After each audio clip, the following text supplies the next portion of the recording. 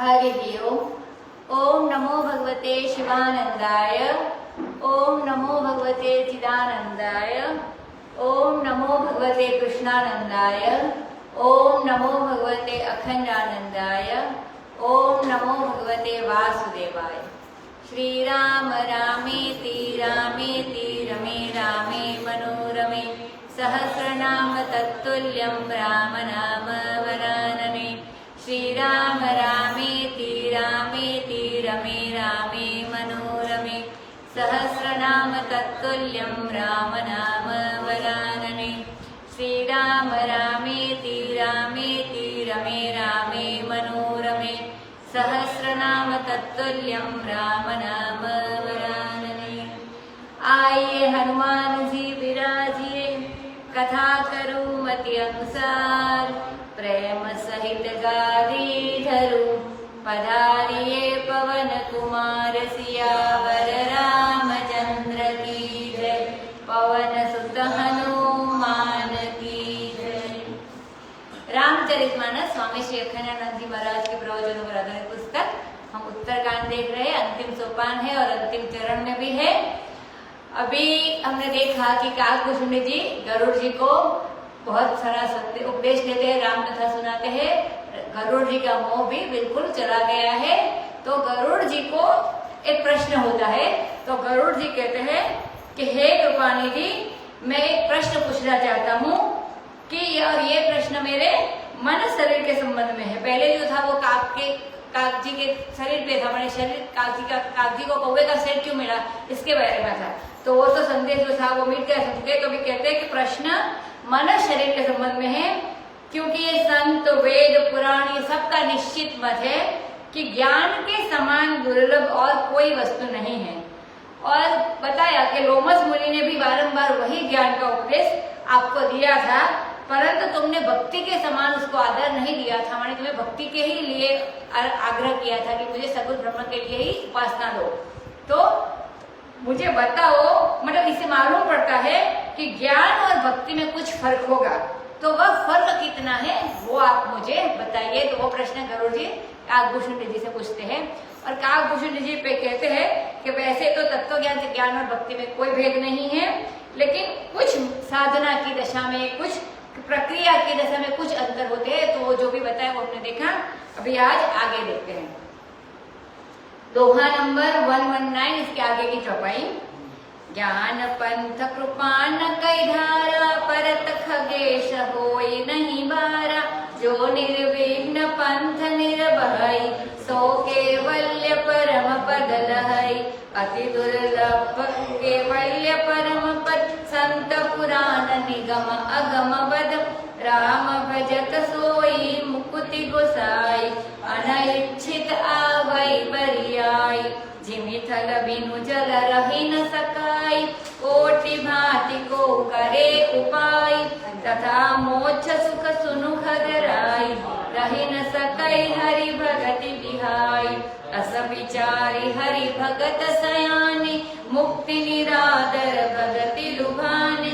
भगति करत बिनु जतन प्रयास, संस्कृति मूल अविद्यानाशा। भोजन करिय द्रुपति हित लागी, जिमि सो असन पचवै जठरागी। असि हरि भगति सुगम सुखदाई, वो असमूढ़ न जाई सुहाई। सेवक सेव्य भाव बिनु, भवन तरिय उरगारी। भजऊ राम पद पंकज, अस सिद्धांत विचारी। जो चेतन कह जड़ करई, जड़ ही करई चैतन्य। अस समर्थ रघुनायक ही, भजहि जीवते धन्य। सियावर रामचंद्र की जय। अब काकभूषुंडी जी गरुड़ जी को बताते हैं कि यह ज्ञान का जो मार्ग है यह कृपाण की धारा है। कृपाण माने तलवार, तो यह तलवार की धारा के समान है। इसमें विवेक और वैराग्य संपन्न जो पुरुष है वही इसमें आगे बढ़ते हैं, विवेक और वैराग्य वाले। तो हे गरुड़ जी, मार्ग से गिरते देर नहीं लगती है, क्योंकि जो आश्रय चाहिए, आश्रय क्या चाहिए तो बोलते हैं कृतोपास्ति होकर अधिकार संपन्न होना चाहिए। तो कृतोपास्ति बास्ती माने जो साधक है, तो जो ज्ञानी तत्व ज्ञान से पूर्व है, वो ईश्वर की सघन साधना, सघन उपासना, ध्यान, वो सब कुछ कर लिया हो, वही अधिकारी हो सकता है। इसका ये ज्ञान का, तो इसलिए बोलते हैं कि कृतोपास्ती होकर अधिकार संपन्न होना चाहिए।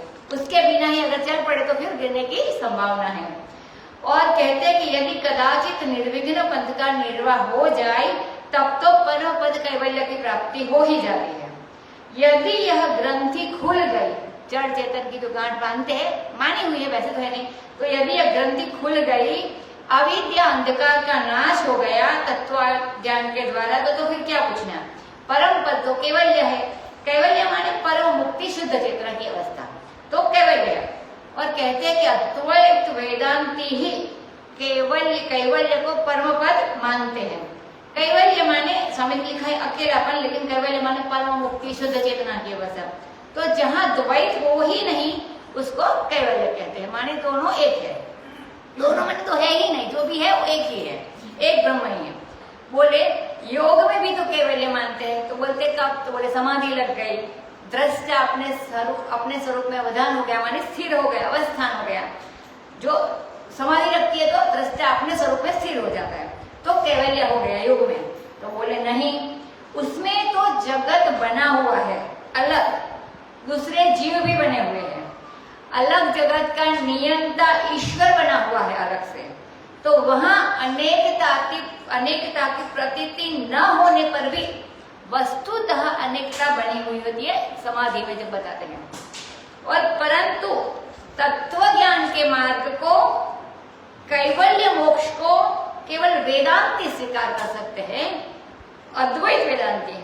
दूसरे किसी के मत में कैवल्य मोक्ष नहीं है, मानी शुद्ध चेतना पर में एक ही होते, वो अद्वैत वेदांतिक में ही होता है, तो उनके मत में ही होता है। आगे अलग अलग मत बताए हैं, तो कहते हैं कि दूसरे किसी के मत में कैवल्य मोक्ष नहीं है। तो चार्वाक जो पक्ष, चार्वाक का जो मत है उसमें भोग को ही मोक्ष मानते हैं, चार्वाक के पक्ष में। फिर कहते हैं बौद्ध लोग आत्मा उच्छेदक को मोक्ष मानते हैं, को मानी स्वयं का विनाश को, तो आत्मोच्छेदक को मोक्ष मानते हैं। फिर जैन लोग जो होते हैं वो अलोक आकाश में गति होने को मोक्ष मानते हैं। अलोक आकाश माने जहाँ संसार की होती है उसके आगे का जो आकाश होता है, संसार के बाद का जो आकाश होता है उसको अलोक आकाश कहते हैं। तो अलोक आकाश में जो गति होने को मोक्ष मानते हैं। और अलोक आकाश के नौक पर मानी वहां पर पहुंच गए, मानी जो कुछ बोलते हैं जैन में, मुझे ज्यादा पता नहीं है, सिद्ध लाभ पर जो लोग जाते हैं वो वहां पर बोले मोक्ष हो जाता है। अब वैष्णव लोग जो होते हैं तो वो वैकुंठ आदि गमन को मोक्ष मानते हैं। सांख्य वाले जो होते हैं वो सांख्य मत में असंगता को मोक्ष मानते हैं। और अद्वितीय ब्रह्मपद केवल अकेला, जिसमें कोई दूसरी चीज नहीं होती है, तो अद्वितीय ब्रह्मपद केवल अकेला मानी वो कोई और कुछ है ही नहीं, जिसमें कोई दूसरी चीज है ही नहीं, वह परम पद केवल वेदांत का सिद्धांत है। यह परम पद कैवल्य बड़ा दुर्लभ है, ऐसा संत पुराण निगम और तंत्र आदि जो है महापुरुषों के वचनों की प्रधानता से सारे संप्रदाय चलते हैं। ये जो बताए वो पुराण निगम, वेद निगम माने वेद। सो रामचंद्र भगवान का कोई मनुष्य भजन करे, मनुष्य कृतोपास्ती हो जाए, अभी जो बताया कि तत्व ज्ञान के पूर्व जो जरूरी साधना होती है वो करके तैयार होता है, तो कृतोपास्ती होकर अंतःकरण भी अपना शुद्ध कर ले। तो भजन का दो ही अर्थ है, एक तो अपने हृदय में काम क्रोध आदि दोष का न रहना। भजन का मतलब वो भजन करते तो वो दोष चले जाते, काम क्रोध और मोह जो भी दोष है वो न रहना। और दूसरा कि उसमें जो तत्पदार्थ का सच्चा स्वरूप है, तत्पदार्थ मानी ईश्वर आत्मा परमात्मा, तो दूसरे उसमें जो तत्पदार्थ का सच्चा स्वरूप है देश काल वस्तु से अपरिचिन्न, जिसमें सजातीय विजातीय स्वगत भेद शून्य उसका स्मरण होना। वो पहले बताया था, विजातीय में माने वो वृक्ष और गाय होती है, सजातीय माने वृक्ष और स्वगत माने अपने अंगों में जो भेद नहीं मानते, तो ऐसा 3 प्रकार का भेद बताया था पहले, तो उसका स्मरण होना। तो ये 2 बताए कि वो 3 जो दोष थे वो ना हो, और ये जो तत्पदार्थ का सच्चा स्वरूप है कि जो देश काल और वस्तु से अपरिचिन्न है, और वो जो 3 प्रकार के भेद बताए उसका उसमें स्मरण होता है। उस भेद शून्य माने भेद नहीं होता है। तो यदि राम का भजन करेंगे तो वही जो मुक्ति है कि हम ईश्वर से एक होना नहीं चाहते, क्योंकि राम का भजन माने वो जो जैसे काकभूषण भी मानते थे कि सगुण ब्रह्मा, तो जैसे राम का भजन करेंगे तो वही जो मुक्ति है कि हम ईश्वर से एक होना नहीं चाहते, इसमें निर्गुण वाली मुक्ति नहीं है। बोले नहीं तो नहीं चाहते हो तो भी क्या हुआ, मतलब ऐसा भगवान से एक होना नहीं चाहते तो भी क्या हुआ। तो बोलते हैं कि जरा दोष और दुर्गुण छोड़कर परमात्मा का वृत्ति तो करो, माने भगवान के प्रति एकाकार वृत्ति तो करो। न चाहने पर भी, माने हम भगवान से एक होना नहीं चाहते हैं, फिर भी तुम देखोगे कि मैं मुक्त हूं, अपने आप ऐसा हो जाएगा। स्वामी जी उदाहरण आप लेके कहते हैं कि जैसे जल के बिना, जैसे थल के बिना जल नहीं रह सकता है। कोई कोटि भ्रात उपाय करे, करोड़ उपाय करे, लेकिन पानी को रखने के लिए थोड़ा सा तो चाहिए, कहीं पे भी हो। तो इसी प्रकार भगवत भक्ति के बिना अंतःकरण शुद्ध नहीं होता है, और शुद्ध अंतःकरण के बिना मोक्ष सुख अपने जीवन में नहीं रह सकता है। तो भक्ति के भी महत्व बताए। इसी से जितने भगवत भक्त सयाने हैं, गुजराती में जरा शाणा भक्तों कहिए, तो जितने भगवत भक्त सयाने हैं ऐसा विचार करके ये फल पर ज्यादा दृष्टि नहीं रखते हैं। तो इस मार्ग में ये विशेषता है भक्ति मार्ग में। तो कई लोग साधन करते हैं, कई लोग साधन और श्रम नहीं करना चाहते हैं, मतलब कुछ करना नहीं है, तो लेकिन चाहते हैं कि हमको पका पकाया हलवा मालपुआ मिल जाए। तो जैसे रसोई घर में न जाना पड़े, सामग्री न इकट्ठी करनी पड़े, किसी को पैसा न देना पड़े, मतलब तरह माल खाने को मिले। और ऐसे लोग फल का बहुत वर्णन करेंगे, जो बिना मेहनत किए हुए जो भी फल खाते हो, तो ऐसे लोग फल का तो बहुत वर्णन करेंगे कि ज्ञान हो जाएगा तो ज्ञान के फल का ज्ञान हो जाएगा तो स्वतंत्र हो जाएंगे, ज्ञान हो गया तो मुक्ति हो जाएगी, ज्ञान हो गया तो पुण्य माने पुण्य और पाप, धर्म अधर्म का बंधन नहीं रहेगा।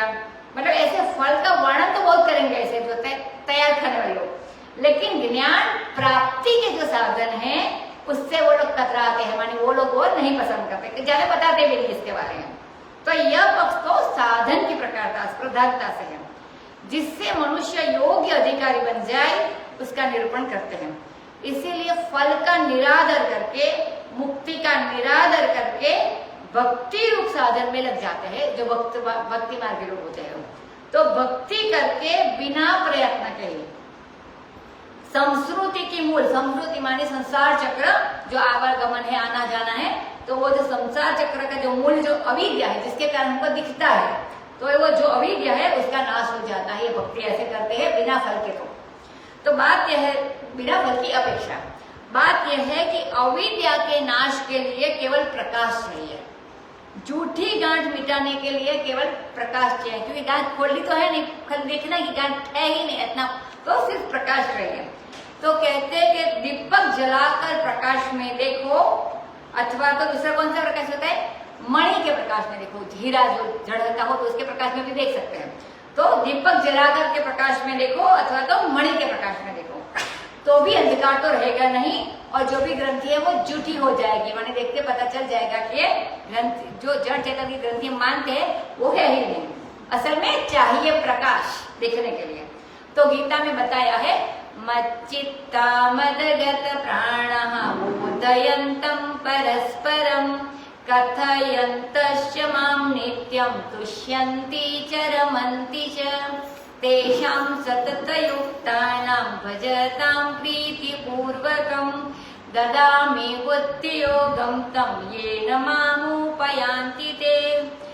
तो भगवद गीता में भगवान जो बुद्धि देते हैं, ददामि बुद्धियोगम, तो जो बुद्धि देते हैं तो यह नहीं कहते कि मैं मिलता हूँ, कहते हैं कि पहले मैं बुद्धि योग तुमको देता हूँ और वो बुद्धि योग से मैं तुम्हें मिलता हूँ, माने सीधे कुछ ना कुछ प्रयत्न करना पड़ेगा, बुद्धि से ज्ञान की प्राप्ति होगी तो भगवान ऐसे मिलते हैं।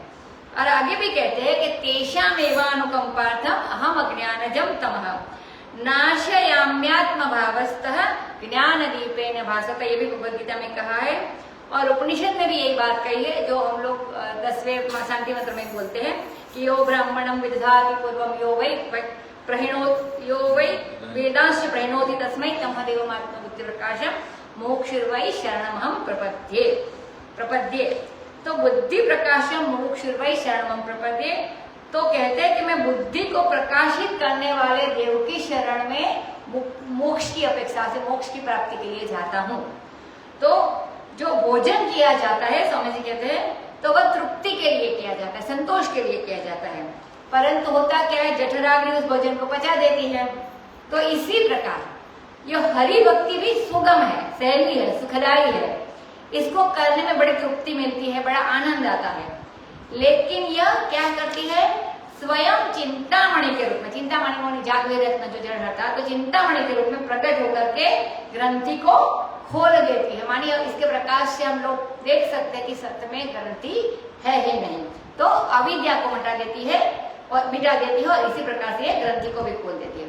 तो स्वामी जी कहते हैं कौन ऐसा मूड है, मतलब मूड से भी मूड हो गए, उसको भी अब भक्ति अच्छी लगती है, भक्ति रूपी चिंतामणि अच्छी लगती है। कहते हैं आगे कि व्यष्टि और समष्टि, कार्य उपाधि और कारण उपाधि, इसको स्वीकार करते हैं, दोनों को स्वीकार करते हैं। सेवक सेव्य भाव, माने मैं सेवक हूं और भगवान सेव्य है, भगवान मेरे स्वामी है। तो व्यष्टि और समष्टि, कार्य उपाधि और कारण उपाधि, इनको स्वीकार करके और सेवक और सेव्य का भाव किए बिना संसार सागर से पार नहीं हो सकता। माने वो जो दो पहले बताए वो उसको स्वीकारना है और सेवक का भाव भी करना है, तो ये करेंगे तब जाके संसार सागर से पार हो सकते हैं। ऐसे सिद्धांत का विचार करके तुम राम पद पंकज का भजन करो, ऐसा गरुड़ जी को कहते हैं।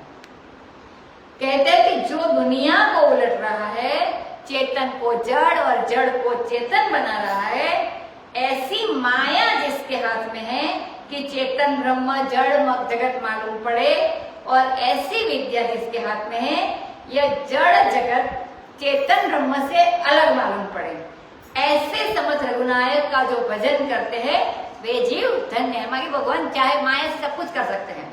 अब इसके बाद बड़ा मीठा प्रसंग है, स्वामी जी कहते हैं तो रामायण का सार जैसे आता है तो भक्ति चिंतामणि बोलते हैं इसको। तो पहले ज्ञान का तभी भक्ति बताते हैं। तो अब तक सिद्धांत निश्चय किया कि ज्ञान और भक्ति में कुछ ज्यादा भेद नहीं है, दोनों संसार के दुख को मिटाने वाले हैं। अब बात यह है कि जो जड़ और चेतन की ग्रंथि है, समझो कि जड़ शरीर है और चेतन आत्मा, इनकी ग्रंथि का परस्पर का अध्यास है, हकीकत में नहीं है, अध्यास है। तो देह को आत्मा समझना और आत्मा को देह समझना, यह जो समझ की भूल है, भ्रांति है, अध्यास है, यही समग्र दुख का कारण है। यह कोई सच्ची चीज तो है नहीं, देह आत्मा नहीं और आत्मा देह नहीं है। तो कहते हैं कि देह को आत्मा समझना और आत्मा को देह समझना यह भूल भ्रांति है, यही समग्र दुख का कारण है। क्योंकि यह कोई सच्ची चीज तो है नहीं, क्योंकि जड़ और चेतन में कभी ग्रंथि पड़ नहीं सकती है, शक्य ही नहीं है, पर मालूम पड़ती है। इसी को अनिर्वचनीय कहते हैं, मानी ना समझा सके ऐसा कहते हैं। जो चीज होवे नहीं और मालूम पड़े, विचार सिद्ध न हो पर मालूम पड़े, उस ग्रंथि को नष्ट करने के लिए क्रिया उपयोग नहीं करना चाहिए, क्योंकि वह क्रिया से नहीं खुलती है, ध्यान से भी नहीं खुलेगी, समाधि से भी नहीं खुलेगी। उसके लिए चाहिए प्रकाश। और कहते हैं कि वो जो भी बताया प्रक्रिया, कि वो ध्यान प्रक्रिया या तो समाधि प्रक्रिया, तो वो प्रकाश पैदा करने के लिए वो क्रिया मददगार है।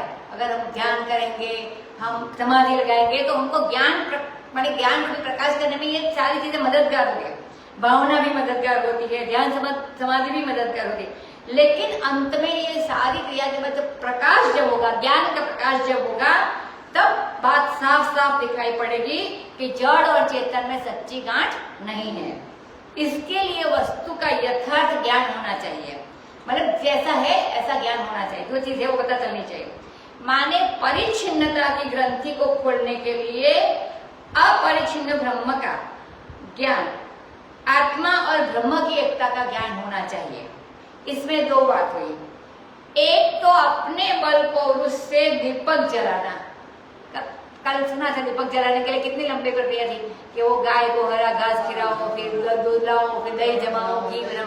तो लेकिन कहते हैं कि तो अपने बोल से दीपक जलाना और उसके प्रकाश में देखना कि गांठ नहीं है, और दूसरा ईश्वर का प्रकाश जो स्वतः सिद्ध है, तो उस प्रकाश में अनुभव करना कि गांठ नहीं है। तो दो प्रकाश बताए, दीपक का और ईश्वर का। ईश्वर का स्वतः सिद्ध प्रकाश। अब कहते हैं असल में भल ज्ञान वही है, मानी सच्चा ज्ञान वही है जो अविद्या की निवृत्ति कर दे, और वह मणि का प्रकाश है या दीपक का प्रकाश है। मणि माने भक्ति का और दीपक माने ज्ञान का, क्योंकि ज्ञान में बहुत मेहनत करके आए हैं। तो वह मणि का प्रकाश है या दीपक का प्रकाश है। दीप और मणि में तात्पर्य नहीं है, माने किस है, लेकिन तात्पर्य उस जो दोनों में से होने वाले प्रकाश से है। दीपक का प्रकाश जलाने में मेहनत करके जो आए हैं, और मणि का सीधा प्रकाश होता है। तो कहते हैं कि दोनों में तात्पर्य नहीं है कि प्रकाश किसका है, लेकिन तात्पर्य उस प्रकाश में है जो दोनों में से मिलता है। तो जो ग्रंथि को मिथ्या सिद्ध कर देता है, जो ग्रंथि को काट देता है, असल में प्रकाश से मालूम पड़ता है कि दोनों में ग्रंथि नहीं है। जैसे रज्जु सर्प में प्रकाश होते ही पता चल जाता है ये रज्जु है। अब कहते हैं कि त्वम पदार्थता की प्रधानता से जो प्रयत्न होता है, त्वम पदार्थ, त्वम मानी हम, त्वम पदार्थ की प्रधानता से जो प्रयत्न होता है उसको दीपक बताते हैं, और तत्पदार्थ की प्रधानता से जो प्रकाश होता है उसको मणि बताते हैं। आगे आया कि ईश्वर मणि का प्रकाश और दीपक मानी ज्ञान का प्रकाश। तो ज्ञान हम लोग ले सकते हैं वहां खुद मेहनत करके पुरुषार्थ से। तो फिर से बोलती हूँ, त्वम पदार्थ की प्रधानता से जो प्रयत्न होता है उसको दीपक बताते हैं, और तत्पदार्थ की प्रधानता से जो प्रकाश होता है उसको मणि बताते हैं। इसीलिए ज्ञान दीपक के प्रसंग का निरूपण करके अब भक्ति चिंतामणि के प्रसंग का निरूपण करते हैं। तो आगे देखते हैं, वेदांतियों में कहते हैं कि बहुत सारे मत हैं। जैसे सिद्धांत लेश नाम का एक ग्रंथ है, इसमें 45 प्रक्रिया लिखी हुई है। तो जो सिद्धांत लेश ग्रंथ है वो अद्वैत वेदांत दर्शन का अत्यंत महत्वपूर्ण और प्रामाणिक ग्रंथ है, और इसका रचयिता कौन है? अप्पय्या दीक्षित, जो जिस कुल से स्वामी जी है, तो अप्पय्या दीक्षित है इनके रचयिता।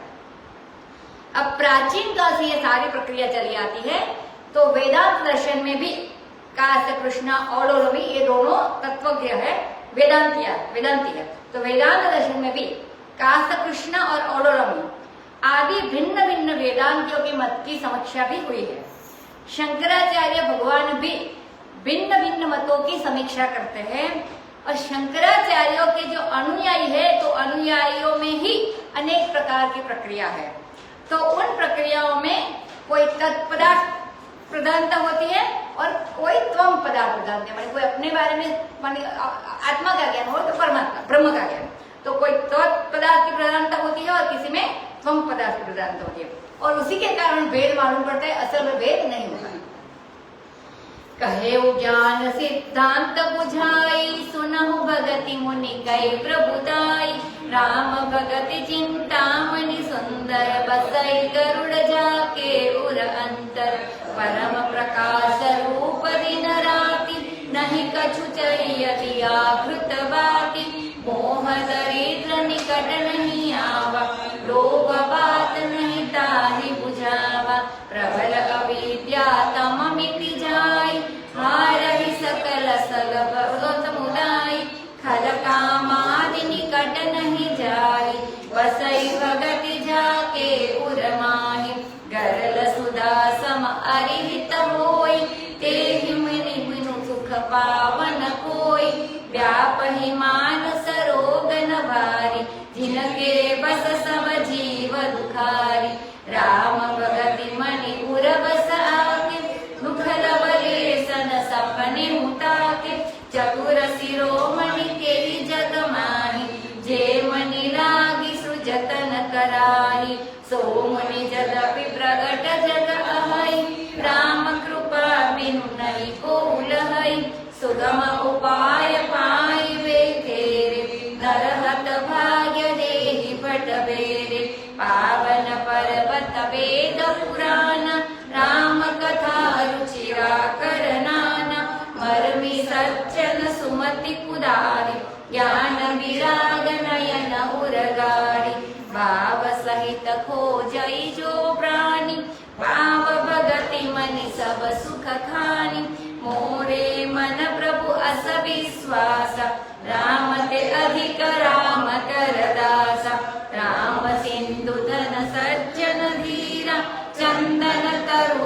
संत समीरा सब कर फल हरि भगति सुहाई सो बिनु संतन काहू पाई अस विचारी जोई कर सतसंग राम भगति के सुलभ विहंगा ब्रह्म पयोनिधि मंदर ज्ञान संत सुर आदि कथा सुधा मथि काढ़ी भगति मधुरता जाहि बिरति चर्म असि ज्ञान मद लोभ मोह हरि कुमारी जय पाहि यसो हरि भगति देखु खगेश विचारि सियावर रामचंद्र की जय।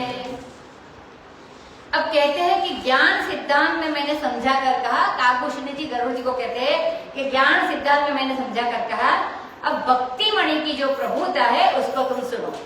माने सिद्धांत तो ज्ञान ही है और मतलब सिद्धांत होता है तो ज्ञान ही होता है और भक्ति मणि की प्रभुता है माने प्रभाव है उसका। तो कहते हैं इस प्रभाव और सिद्धांत में भी फर्क होता है, प्रभाव और सिद्धांत में। तो भक्ति मणि में यह प्रभाव है कि उसमें विघ्न कम आते हैं, मददगार साथ में है ईश्वर। हम मानते हैं भक्ति में ईश्वर अलग मानते हो, मददगार साथ में है और सिद्धांत हमेशा एक ही होता है और मतलब दो होते ही नहीं है, सिद्धांत जो होते हैं। तो ज्ञान के विरुद्ध जो सिद्धांत होता है उसका नाम होता है अज्ञान सिद्धांत, क्योंकि होता नहीं है इसके लिए। तो अज्ञान कभी सिद्धांत होता नहीं है, सिद्धांत जब होता है तब ज्ञान ही होता है। तो उस ज्ञान सिद्धांत के अनुभव की जो प्रक्रिया है वह कभी तदाकार वृत्ति प्रदान होती है, उसके बारे में सोचो। तदाकार वृत्ति प्रदान होती है और कोई कोई अनुसंधान प्रदान भी होती है। तो अनुसंधान प्रक्रिया जीव के अधीन है, इसीलिए उसको दीपक कहा। और भावना प्रदान जो प्रक्रिया है वो ईश्वर के प्रदान है, इसलिए उसको भक्ति कहा, मणि कहा। तो भगवान के साथ जो है वो भक्ति मणि है और ज्ञान के साथ जो है वो जीव है, माने वो दीपक कहा, क्योंकि दीपक में सारी मेहनत करके आए हैं। तो अब उस मणि की प्रभुता सुनो और भक्ति मणि की। तो कहते हैं कि राम भक्ति सुंदर चिंतामणि। चिंतामणि जादू ही रत्न होता है कि जो चाहे उससे मिल जाता है। जैसे कल्प का वृक्ष होता है, कामधेनु गाय होती है, वैसे चिंतामणि रत्न होता है। तो वो इच्छा पूर्ति करता है, जो चाहो उससे मिलता है। हाँ, जैसे कल्प वृक्ष होता है और कामधेनु गाय होती है, वैसे ही है। तो कहते हैं कि सब देवताओं की जो भक्ति है वह तो मणि है और भगवान की भक्ति क्या है? चिंतामणि। वो सादा मणि और ये स्पेशल मणि चिंतामणि। तो ये चिंतामणि है और रामचंद्र भगवान की भक्ति सुंदर चिंतामणि है तो चिंतामणि वही, लेकिन बड़ी सुडोल है, गढ़ गढ़ कर उसके कटाव मानी इसकी कोतरणी भी अच्छे से बनाई, मजेदार बनाया है। भगवान की भक्ति है, इसके लिए चिंतामणि है राम भगवान की भक्ति। इसीलिए उसकी चमक दमक और मणियों से और चिंतामणियों से सुंदर है, अलग है। और हे गरुड़, जिसके हृदय में ये चिंतामणि निवास करती है, ये भक्ति निवास करती है, तो उसका प्रभाव होता है कि या तो दिन रात स्वयं प्रकाश रूप है। मणि है तो स्वयं प्रकाश रूप है, इसको प्रकाशित करने के लिए किसी चीज की आवश्यकता नहीं है। तो ये स्वयं प्रकाशित है और ईश्वर अपने हृदय में ही मौजूद है, हाजिर है। तो बस जहां दुनिया की ओर से वृत्ति हटी वह सीधा हृदय में प्रकट हो गया, क्योंकि हृदय में ईश्वर मौजूद है, रत्न हृदय में भक्ति भी है, मणि भी है। तो कहते हैं कि जैसे जहां दुनिया की ओर से वृत्ति हटी तो वही सीधा हृदय में प्रकट होगा। तो इसके लिए न दिया जलाने की जरूरत, न घृत की मतलब घृत माने घी की आवश्यकता है, न बाती की जरूरत है। मतलब पहले बताया था कि कैसी गाय हो, कैसा घास खिलाओ, कौन दोहे, कौन मंथन करे, घी निकाले, फिर दीपक जलाए। इसमें तो मणि चिंतामणि कोई आवश्यकता नहीं है, सबकी जरूरत नहीं है। तो ऐसी भक्ति है। अब कहते हैं कि जब किसी के घर में मणि है, मानी भक्ति रूपी मणि है, तो मोह रूपी दरिद्र निकट नहीं आता है और लोभ की हवा तो बुझा ही नहीं, मतलब लोभ की हवा उसको बुझा नहीं सकती है। मतलब वो मोह रूपी दरिद्र जो लोभ की हवा को बुझा देते, लेकिन भक्ति होती है तो वो बुझ जाते, मतलब लोभ नहीं होता है। क्योंकि जब दिया जलाने के लिए चले तब मोह का दरिद्र आ जाता है और लोभ का वात आकर माने लोभ का पवन आकर के वो प्रकाश को बुझा देता है। तो जैसे दिए से अंधकार मिटता है, वैसे मणि से भी अंधकार मिटता है। तो दीपक को तो हवा और विषय समय माने विषय रूपी पवन भी बुझा मिल देता है। और यहाँ मणि से जो होता है माने प्रबल अविद्या, इसमें तो वो मित ज्यादा है, तो उसको हवा उसको नहीं लगती है मणि का प्रकाश को, मणि हमेशा रहता है, तो भक्ति इसमें बताई।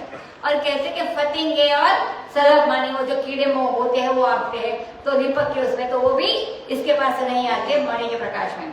तो काम आदि खल इस मणि के निकट नहीं पहुंच सकते हैं। जिसके हृदय में यह भक्ति मणि निवास करती है, अब प्रभाव बताते हैं कि विष अमृत के समान हो जाता है, और भगवान की भक्ति में ऐसा प्रभाव होता है, और विष भी उसके लिए अमृत समान हो जाता है। और जब तक यह भक्ति मणि हृदय में न आवे तब तक किसी को सुख नहीं होता है, और हमेशा अपने हृदय में ईश्वर का दर्शन होता रहे, जो सबसे बड़ा है, वह हमारी आंखों के सामने है। यह कितने सुख की बात है, मैंने भक्ति होती है तो हृदय में भगवान रहते ही है, तो बहुत सुख की बात होती है। जो अब मानस के रोग बताते हैं कि जो मानस के रोग होते हैं वे भी व्याप्त नहीं होते, मानसिक रूप से जो होने वाले रोग हैं, तो इन्हीं मानस रोगों के वश में होकर संसार के जीव दुखी हो रहे। शरीर के रोग तो होते हैं, अब मानस के रोग क्या क्या होते हैं वो बताते हैं आगे तुलसीदास समझिए। तो कैसे, जैसे स्थूल शरीर में रोग होता है, ये ऐसे शरीर में रोग होते हैं, वैसे मानस में भी रोग होते हैं। जिसके हृदय में यह भक्ति मणि रहती है, इस भक्ति मणि का ऐसा चमत्कार है कि उसको कोई उपद्रव नहीं सताता है, मानी मानस रोग नहीं होते हैं। तो कहते हैं जैसे कोई ताबीज वाबीज बांध लेते हैं तो उसको भूत प्रेत नहीं सताते हैं, वैसे ये भक्ति होती है, तो ऐसे जो मानस रूप से होने वाले लोग उसको उपद्रव नहीं सताते हैं। जिसके हृदय में ये भगवत भक्ति रूपी मणि निवास करती है, उसको स्वप्न में भी दुख का लवलेश मतलब बिल्कुल मात्र भर भी नहीं होता है। इस जगत में वही चतुर शिरोमणि है जो इस भक्ति मणि प्राप्ति के लिए सुंदर प्रयत्न करते हैं, तो वही अच्छा और सही चतुर शिरोमणि है। सो यद्यपि यह भक्ति मणि तो जगत में प्रकट है, लेकिन राम की कृपा के बिना कोई इसको प्राप्त नहीं कर सकता है। और फिर राम की कृपा क्या है, बोले सत्संग का मिलना ही राम की कृपा है। और सत्संग कहाँ मिलता है, बिनु हरि कृपा मिला ही नहीं संता। तो भगवान की कृपा होती है संत मिलते हैं, और संत मिलते हैं तो सत्संग मिलता है। तो बिना भगवत कृपा के संत नहीं मिलते हैं, इसीलिए जिसके ऊपर भगवान की कृपा होती है उसको सत्संग की प्राप्ति होती है, और सत्संग में कथा मिलती है, और कथा में इस भक्ति मणि की प्राप्ति मिलती है होती है। इस भक्ति मणि को पाना यदि कहो कि बड़ा कठिन हो, कैसे, तो बोलते कि दिया तो अपने घर में है, दिया सलाई मतलब दिया सलाई लगाई और जल गया, या तो घर में स्विच दबाया तो भी लाइट बिजली जल गई। तो लेकिन यह हीरा जो भक्ति मणि हीरा है, तो वो कहाँ मिले, तो बड़े बड़े लोगों को ये मिलता होगा। माने प्रकाश आसान है लेकिन वो प्राप्त करना मुश्किल होता है। तो भक्ति रूपी जो मणि है वो प्राप्त करना मुश्किल होता है। ज्ञान दीपक तो हम जला सकते घर में, लेकिन कहते हैं कि ये मणि को प्राप्त करना बड़ा कठिन है। और फिर कहते हैं स्वामी जी कि नहीं, उसको पाने के उपाय बड़े सुगम हैं। तो बड़ी सुगमता से ये भक्ति मणि मिल सकती है, लेकिन यह मनुष्य कितने अभागे हैं, तो उसमें अपने आप रुकावट पैदा करते हैं भक्ति के बीच में, भक्ति प्राप्त करने में। हाँ, तो अब स्वामी जी कहते आगे कि देखो, माने तुलसीदास आपको बेटे से मोह करने में कोई रुकावट नहीं डालता है, नहीं धन से लोभ करने में कोई रुकावट डालता है, भक्ति प्राप्त करने में रुकावट डालते हैं, हम लोग मान भी लेते हैं। तो कोई महाराज कहते कि स्वामी जी कहते कोई महाराज अगर मिल जाए और बोले कि भक्ति में क्या रखा है, वेदांत सबसे बढ़िया चीज है, वह यह नहीं कहेगा कि दुकान मतलब वो जो कहने वाले महाराज, तो वो नहीं कहेगा कि दुकान में क्या रखा है, क्योंकि वह जानता है कि तुम नहीं सुन, दुकान माने जो भी अपना व्यापार है, जो भी कुछ है, तो क्योंकि वो जानता है कि तुम नहीं सुनोगे उसकी, वह नहीं कहेगा कि बेटे में क्या रखा है, पत्नी में क्या रखा है, संपत्ति में क्या रखा है, शानो शौकत में क्या रखा है, क्योंकि यह कहने की उसकी हिम्मत ही नहीं पड़ती। कोई महाराज आपको वो नहीं कहेगा, क्योंकि उनको पता है कि हमको इसमें प्रेम में लगा हुआ है। तो वह जानता है कि इसके तुम बहुत प्रेमी हो, लेकिन समझता है कि तुम भक्ति में जरा कमजोर है, इसलिए भक्ति के में बारे में बोलेगा कि भक्ति में क्या रखा है और वेदांत बढ़िया है। तो इतने जो हमारे संबंध होते हैं इसके बारे में वो नहीं बोलता है, क्योंकि इसमें हम पक्का बोल देंगे, सामने से बोल देंगे क्यों प्रॉब्लम है तुमको, लेकिन वो भक्ति के बारे में बोल सकते हैं, उनको पता है कि भक्ति कमजोर, तो भक्ति और वेदांत की बात में वो भक्ति को कमजोर बता सकता है। हम कह देंगे कि तो मतलब वो सोचते कि हम कह देंगे तो वो भक्ति छोड़ देगा और ज्ञान मार्ग में आ जाएगा, इसीलिए तो उसकी हिम्मत पड़ती है कहने की भक्ति में क्या रखा है। नहीं तो कौन ऐसा माई का लाल है जो भक्त के सामने ऐसा कहने की हिम्मत करके भक्ति में क्या रखा है। तुम्हारा लोभ मोह छुड़ाना कोई नहीं चाहता है, काम छुड़ाना नहीं चाहते, माने वो चलो महात्मा ऐसे कहते इसकी बात करते, भक्ति छुड़ाना चाहते हैं तुमसे। और इसी को बोलते हैं कि हतभाग्य जो कमभागी नर है यह प्रतिबंध उत्पन्न करते हैं, मानी बाधा उत्पन्न करते हैं और रुकावट डाल देते हैं। तो यहाँ ऐसा भी है कि जो वेद पुराण शास्त्र सदगुरु से प्राप्त जो भक्ति है वह भक्ति तो सच्ची है, और जो मनमानी भक्ति है मतलब किसी से हमने ज्ञान प्राप्त करके जो भक्ति प्राप्त वो सच्ची है, लेकिन किसी अपनी मनमानी भक्ति है तो कहते एक साधु आया कुंभ के मेले में और वो पेड़ पर चढ़कर बैठ गया। 1 दिन 2 दिन 3 दिन वहीं से वो साधु शौच कर ले, वहीं से लघु शंका कर ले और वही पेड़ पर चढ़े और वही चढ़कर खा ले। अब लोग दर्शन करने के लिए इकट्ठा हो गए। अब हाथ जोड़कर प्रार्थना करे कि महाराज कुछ उपदेश करो। उसको लगा कि कुछ ज्यादा वाला है, मतलब हठी होगी होगा कुछ, तो कहते कि कुछ उपदेश करे, आप जो कहे तो हम लोग करें, आप पेड़ पर क्यों बैठे हो? तो वह बोले हमको पेड़ पर से भगवान दिखते हैं इसीलिए हम पेड़ पर आकर बैठे हैं। तो बोले महाराज हमको भी दिखा दो। मतलब लोगों के मन में भगवान देखने की लालच।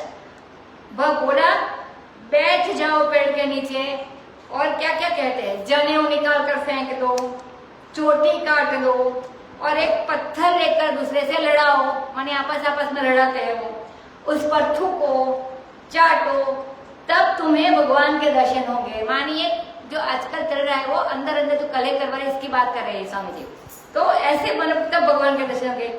अब उसमें बड़े बड़े लोग जो वर्षों से तप करे, ध्यान करे, सत्संग करे, योग करे, उन लोगों के मन में भगवान के दर्शन की ऐसी लालच कि जो सच्ची चीज है तो मतलब जनोई तोड़ दी, चोटी काट दी, पत्थर से टकरावे, थूके चाटे और बोले बस अब होता ही है भगवान का दर्शन, इकट्ठे सब हो जाएगा, मतलब 1000 आदमी पूरा हो जाएगा। तो ऐसा बीच बीच में करते हैं।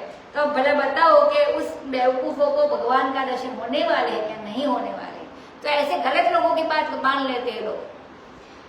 साखी शब्द और दोहरा बोलते हैं। दोहरा माने लोहे से, जिसमें दोहरा माने लोहा और जिसमें से एक मात्रा कम है, ऐसा छंद इसको दोहरा बोलते हैं। माने दो मुखी बात उसमें रहती है, कूट भरा रहता है। मानी कूट जैसे अच्छी बात, मतलब टेढ़ी कूट मानी सीधा साधा नहीं, थोड़ा रहस्य वाला, हाँ कुछ छुपा हुआ तो कूट भरा रहता है। इसको उपाख्यान बोलते हैं, कहनी बोलते हैं। और भक्ति का निरूपण करते हैं कि ये है कलयुग के भक्त, तब मतलब ऐसे जो बताए ये है कलयुग के भक्त, तभी तो वेद पुराण की निंदा करके अपनी बात की तारीफ करते हैं। तो भक्ति मिलती कहाँ है, सच्ची भक्ति?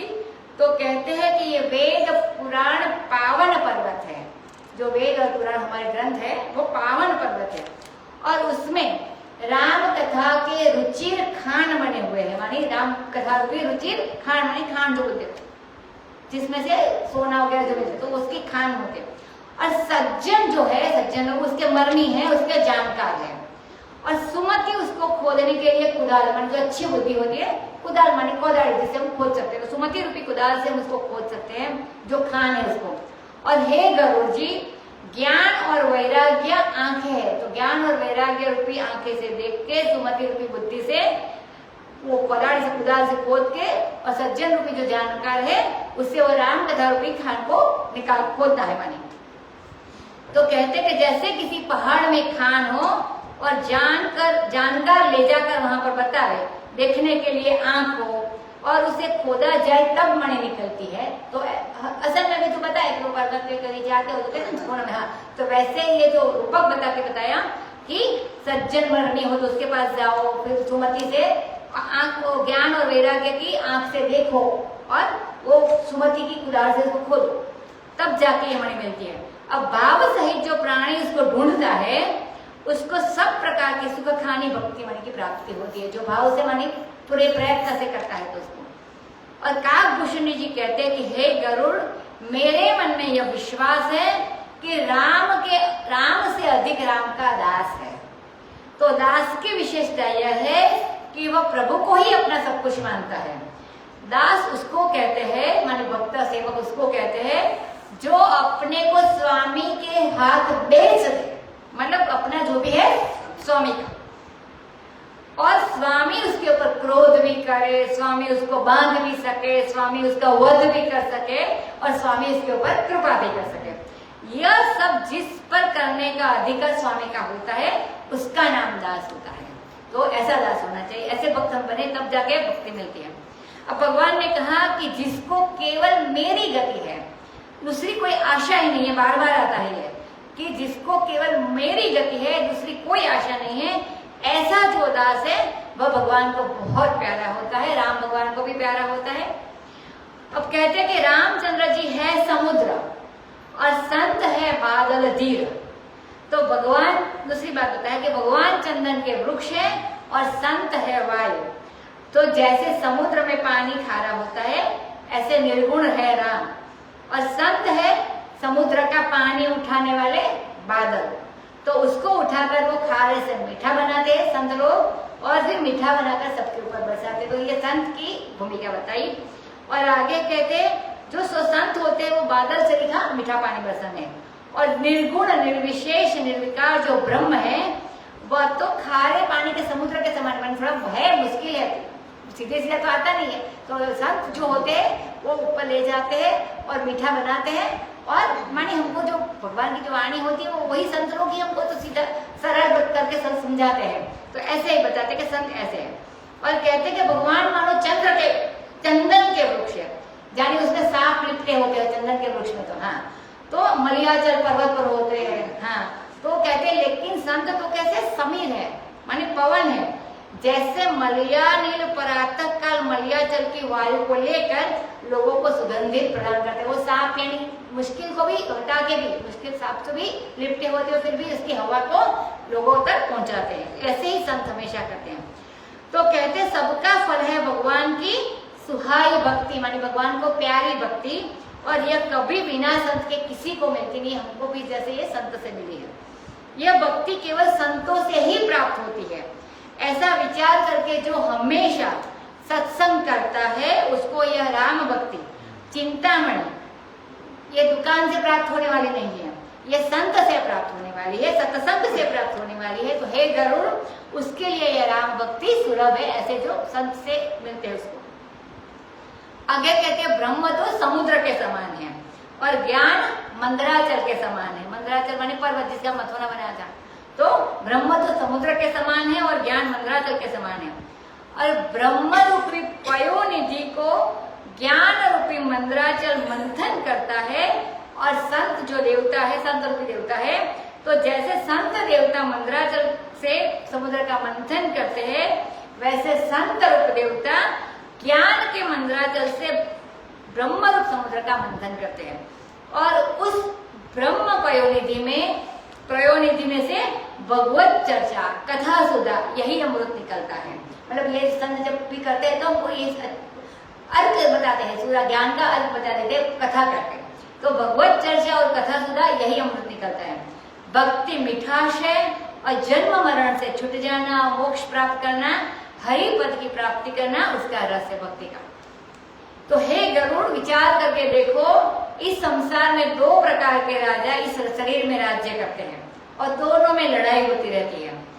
एक और मोह राजा है और काम आदि उसके मददगार है। तो सेवक तो होते हैं, राजा होते हैं, तो बोलते हैं मोह राजा है और काम आदि उसके मददगार है। और दूसरी ओर विवेक राजा है और वैराग्य आदि उसके सहायक है। तो वैराग्य की ढाल लो, ज्ञान की तलवार लो और उससे लोभ मोह मद को, रिपु को मार डालो और जय प्राप्त कर लो उनके ऊपर, जो दूसरे राजा पर, मोह के राजा पर। जो विजयी पाना है उसी का नाम हरि भक्ति है। तो हे खगेश, यह विचार करके देखो। अब तो गरुड़ जी फिर प्रश्न करते हैं, क्योंकि इस प्रसंग में मानस लोक की चर्चा है। पुनि सब प्रेम बोले उग्र खगराऊ, जो कृपाल मोहि ऊपर भाव, नाथ मोहि निज सेवक जानी, सप्त प्रश्न मम कहु बखानी। प्रथम ही कहु नाथ मति धीरा, सबके दुर्लभ कवन शरीरा, बड़ दुख कवन कवन सुख भारी, सो संक्षेप कहु विचारी। संत असंत मरम तुम जानो, दिनकर सहज स्वभाव बखानो, कवन पुण्य श्रुति कहु कवन अग परम कराला। मानस रोग कहु समझाई, तुम सर्वज्ञ कृपा अधिकाई। तात सुनहु सादर अति प्रीति, मैं संक्षेप कहु यह नीति। नरतन सम नहीं कवनियु देहि, जीव चराचर जाचत देहि। नरक स्वर्ग अपवर्ग निसेनि, ज्ञान विराग सो तनु धरि हरि भजहि न जे नर होहि। विषय रत मंद मंद तर, कांच किरचि बदले ते लेहि। कर ते डारि पर समनि देहि, नहीं दरिद्र सम दुख जग माहि। संत मिलन सब सुख जग नाही, पर उपकार वचन मन लागे। सुभाउ खगराय, संत सहहि दुख परहित लागी। पर असंत अभागी, भूज तरु सम संत कृपाला। परहित नीति स विपति विशाला, सनैव खल पर बंधन करई। खाल कड़ाई विपति सही मरई, खल बिनु स्वार्थ पर अपकारी। अहिमूषक इव सुनु उरकारी, पर संपदा विनाशी न साहि। जिमि ससि हतिम उपल बिलाहि, दुष्ट हृदय उग आरति हेतु। यथा प्रसिद्ध अधम ग्रह केतु, संत उदय संतत सुखकारी। विश्व सुखद जिमि इंदु तमारी, परम धर्म श्रुति विदित अहिंसा। पर निंदा सम अगन अहिंसा, हर गुर निंदक दारुर होई। जन्म सहस्र पावन तन होई, द्विज निंदक बहु नरक भोग करि। जग जनमहि बायस शरीर धरि, सुर श्रुति निंदक जे अभिमानी। रौ रौ नरक परहिते प्राणी, होहि उलूक संत निंदार। मोहनि सा प्रिय ज्ञान भानुगत, सब कहि निंदा जे जड़ करहि। ते चमगा दुर होई अवतरहि, सुनहु तात अवमान सरोगा। जिनते दुख पावहि सब लोगा, मोह सकल व्याधि न कर मूल। तिनते पुनि उपजहि बहु सूल, काम बात कप लोभ अपारा। क्रोध पीत नित छाती जारा, प्रीति करहि ज्योति निउभाई। उपजहि सन्न्यपात दुखदाई, विषय मनोरथ दुर्गम नाना। ते सब सूल नाम को जाना, ममता दारु कंडु ईर्ष्याई। हर्ष विषाद गरह बहुताई, पर सुख देखि चरनि सोई छुई। दुष्ट दुष्ट दामन कुटिलाई, अहंकार अति दुखद डमरुआ। दंभ कपट मद मान नेहरुआ, तृष्णा उदर वृत्ति अति भारी। त्रिविध ईष्णा तरुण तिजारी, जुग विधि ज्वर मत्सर अविवेक। कह लागी कहु रोग अनेक, एक व्याधि बस नर मरहि। एक असाधि बहु व्याधि, पीड़हि संतत जीव कहु।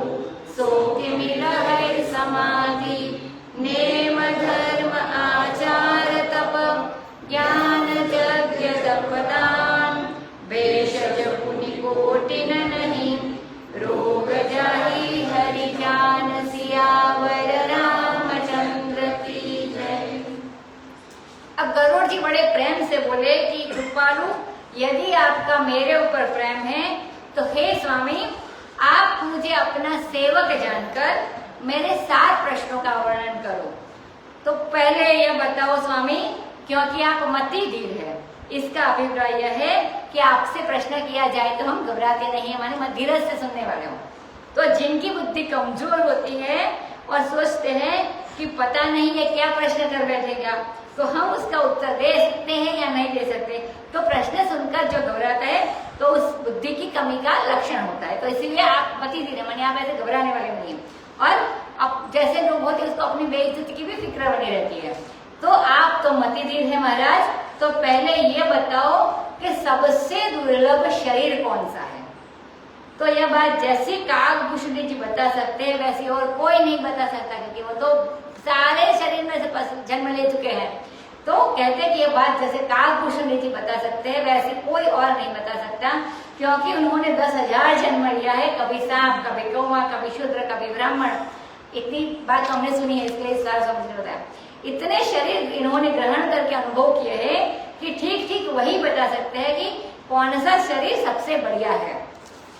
और दूसरा प्रश्न कहते हैं कौन सा दुख सबसे बड़ा है। आगे पूछते हैं कौन सा सुख सबसे बड़ा है। 3 प्रश्न हुए। तो वही आप वह भी मुझे संक्षेप में बताओ। माने तुम संत और असंत के मर्म को जानते हो, क्योंकि तुम असंत भी रह चुके हो, जब शूद्र थे तब असंत थे, और तुम संत भी हो। काकभूषणी जी को सुख भी मिला है, दुख भी मिला है, संत भी हुए, असंत भी हुए। तो उनका सहज स्वभाव बताओ। और वेद की रीति से सबसे बड़ा पुण्य क्या है, और वेद की रीति से परम कराल क्या है, मतलब भयंकर चीज क्या है।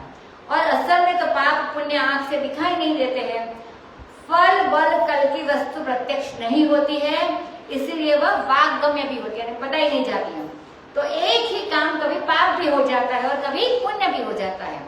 तो किस देश में, किस देश में, किस काल में, किस व्यक्ति के लिए, किस अवस्था में, किस स्थिति में, किस शक्ति वाले के लिए कौन सा काम पाप है और कौन सा काम पुण्य है, यह युक्ति से नहीं चलता है। कहते हैं कि किसी सरकार से तुम यह बात मनवा लो कि जो अपने अंतःकरण से जिस काम को पुण्य समझे करे और जिसको पाप समझे वह न करे। तो सभी के दिल पर यह बात अगर छोड़ दी जाए, व्यापारियों को कह दे कि अपना हिसाब ठीक रखो, तो वो क्या देंगे। तो व्यापारी की तो ऐसी दशा है कि उसको अपना ही फायदा दिखता है, तो दूसरे का कितना भी नुकसान दिखे लेकिन वो नहीं करेगा। तो वो अपने अनुसार करता है, अपना जो होता है। इसीलिए पाप और पुण्य का निर्णय एक व्यवस्था के अनुसार होता है, मतलब कोई अपना अपना करे ऐसा नहीं होता, और एक संविधान से अनुसार होता है। तो उसी का नाम शाश्वत संविधान है। प्रलय का दिन वही होगा जिस दिन कोई उस संविधान को स्वीकार नहीं करेगा। छंदांसी यस्य प्रणाली यस्तम वेद स वेद। इस संसार रूपी अक्षय वृक्ष में जो हरियाली दिख रही है, जिसकी छाया में लोग सुखी रहते हैं, बैठते हैं, वही वेद उसका पर्ण है। और अपने मन में आए सो ही करो, यह अराजकता दुनिया को नाश करने वाली है। तो लोगों को शरीर के रोग तो बहुत होते हैं। तो आज जो प्रश्न बताए क्या क्या थे। पहले प्रश्न बताया, पूछा कि दुर्लभ शरीर कौन सा है, सबसे बड़ा दुख क्या है, सबसे बड़ा सुख क्या है। फिर क्या बताया कि पुण्य, सब वेद की रीति से सबसे बड़ा पुण्य क्या है। और आगे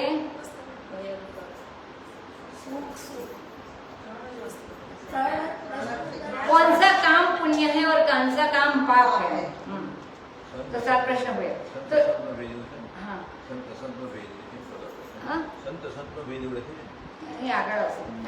आना पड़ेगा। तो लोगों को शरीर के रोग तो बहुत होते हैं, मानस रोग क्या है वह भी समझा करो, ये भी एक प्रश्न है। तो क्योंकि तुम सर्वज्ञ हो और मेरे ऊपर आपकी अधिक कृपा है, अब काकभूषणी जी गरुड़ जिसे कहते हैं, ये सारे प्रश्न पूछे, 7 प्रश्न है उनके। तो कहते हे तात, बड़े आदर के साथ और बड़े प्रेम से सुनो। मैं संक्षेप में ही ये बात कहता हूँ, क्योंकि जब तुमने ही कह दिया है कि संक्षेप में बताना, जब प्रश्नकर्ता ही कहता है कि संक्षेप में कहो और वक्ता यदि विस्तार करे तो काम बिगड़ जाए। पूछने वाला कहे कि 5 मिनट में जवाब दो और वक्ता बोलेगा 50 मिनट, तो ऐसा नहीं चलता है। अब कहते हैं कि काकभूषणी जी ने अनुभव करके बताया कि यह मनुष्य शरीर सरीखा और दूसरा कोई शरीर नहीं है। सारे शरीरों का अध्ययन किया हुआ है काकभूषणी जी ने। कहते यदि हम आपको एक एक बात बतावे शरीर शास्त्र के अध्ययन की तो बहुत विस्तार होगा। तो नमूने के लिए जैसे गाय की पहचान है तो उसका सासुना होती है, मतलब उसके गले में गलड़ी होती है, इसको क्या ड्यूलैप बोलते हैं, गाय की में ऐसा होता है और वो पवित्र बोलते हैं। तो जिसके गले में ललरी लटकती है उसको गाय बोलते हैं। अब देखो, गाय बैल को छोड़कर किसी नहीं लटकती है। इसका मतलब यह है कि जिसने गाय का लक्षण, यह गाय का लक्षण बताया, उसको पशु जगत का कितना बड़ा अनुभव होगा कि एक ही डिफरेंस तुरंत बता दिया कि ऐसा है, मानी वो गाय है, तो इसको कितना अनुभव होगा ये आप बताओ। सांप का नाम है चक्षुश्रवा, माने जिसका कान आंख से अलग नहीं होता है, चक्षुश्रवा। आप बताओ और कोई दूसरा ऐसा जानवर है जिसका आंख और मतलब कान आंख से अलग नहीं होता है? तो ऐसा नहीं है। तो ये अलग अलग लक्षण बताते हैं।